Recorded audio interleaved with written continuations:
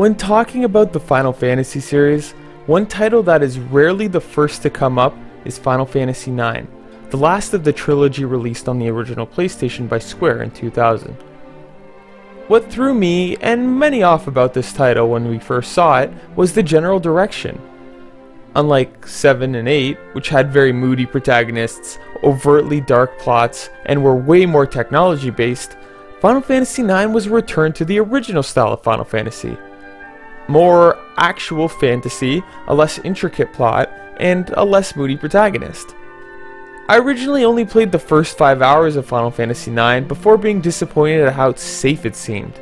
But I came back after a year, beat it, and realized that Final Fantasy IX doesn't take risks, but it pretty much does everything in an RPG right. This is one entry you can't overlook, as it has been undervalued in the grand library of Final Fantasy titles. Final Fantasy IX follows the adventures of a monkey guy girl thing called Zane. Yeah, I eventually liked him and his personality, but like Titus, his character design is ridiculous. Ridiculous means memorable though. Anyway, Zidane is part of a gang of thieves that kidnapped a princess during a play on her 16th birthday. However, it turns out that the princess actually wanted to be kidnapped to escape from her mother, the queen, who is increasingly strange.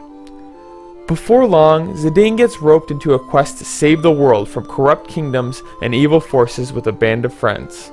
A pretty simple save the world plot, but it's the little things that count in Final Fantasy IX. All of the characters develop, which I loved, and they were all pretty likable to me. My favorites are Steiner, Amarant, and of course Vivi. I liked how no character really gets more focused than the others, even Zidane. There's no point where any of the characters become irrelevant either, which is a trap that too many RPG characters fall into, where they're basically like, okay, well, my job is done in the plot, I'm just gonna hang around here. Hope you don't mind.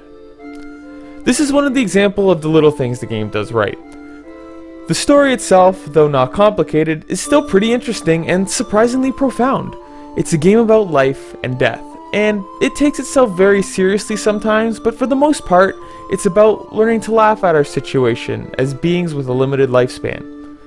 It's a story about learning to be brave in this short life, and learning to laugh. It's not the length of your life that's important, but it's the quality. You won't be happy or be remembered for living longer, but rather for the people whose lives you were a part of, and how you lived through them when you're gone. There's more to it than that, but that's just my personal reading of it. Another thing I love about this game is its humor. The game has a lot of great comedic moments, and a surprising amount of them work, and don't seem forced. Even the weaker, sillier, stupid slapstick jokes were very cheesy and charming in their own right, and they felt like they worked within the tone of the game, never feeling forced again. Overall, though it's not a super deep and complicated plot that will challenge you, there's nothing wrong with that at all. Final Fantasy IX is a return to simplicity and a deep charm of the early Final Fantasy titles, and I loved it for that. Maybe I just love playing an RPG where I didn't have to get out a giant flowchart and figure out what the hell was going on. The gameplay is your typical Final Fantasy affair, with level ups, equipment, items, traveling on an overworld, and all that jazz. The most noteworthy thing to mention is the equipment system, and how it's similar to Final Fantasy Tactics Advance, where you learn skills from equipment. And this was a ton of fun. There's a lot of micromanaging to do with the skills and your formations and such, but it never got overwhelming, and I even found the management fun. The battle system was also kick-ass, with the classic 4-member team returning, and a colorful cast of varied characters with individual statistics and skills to consider. Definitely a step up from your predetermined GF configurations that limited you in Final Fantasy VIII. Also, typical of Final Fantasy, this game isn't easy at all. It's very classic Final Fantasy in that you constantly have to change up your strategy in order to take down a wide variety of bosses. Aside from the battling and RPG stuff, there's the whole card game, and I have a quick complaint about it. Listen, RPGs, you can have your whole crazy card game, side game, which is basically a game in itself, but leave me out of it. I just want to play the main story, not cards. There's actually one point in the game where they force you to play the card game and win to progress the story, and I didn't appreciate that at all. It's like a little kid proud of his drawing, so he keeps pushing it in your face, so you just drop kick him. Anyway, the game has a lot of side quests and just so much to see and do. A cool little feature they added was active time events.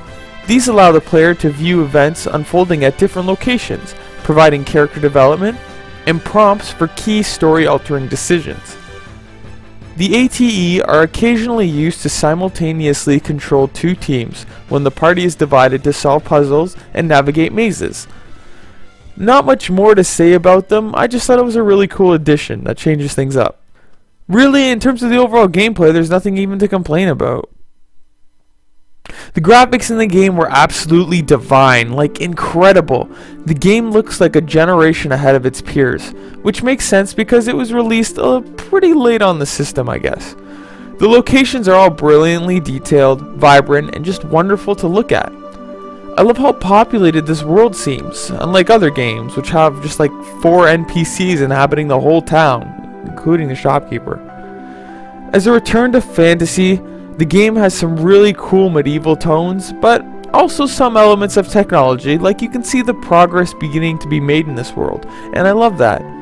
The character designs are strange, but super memorable, and the character models look incredible. And I love the backdrops, typical of these PlayStation Final Fantasy titles, because they're as beautiful as ever. The CGI cutscenes are still incredible today as well, and very numerous and lengthy. There's one of these that absolutely blew me away for how detailed and incredible it was near the end of the game. As my fellow YouTube reviewer, who did a Let's Play of this that you should check out, AtticusMJ reflected on, this cutscene must have taken a long time to create, and I can only look at it and marvel at it as well. The music in the game is also outstanding. There's so many great pieces like the overworld theme, the battle theme, and many other memorable songs.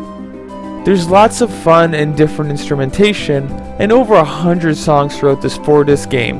Nobuo Uematsu, the game's composer, called this his favorite soundtrack he composed, and really, that's all I need to tell you to let you know how good it is.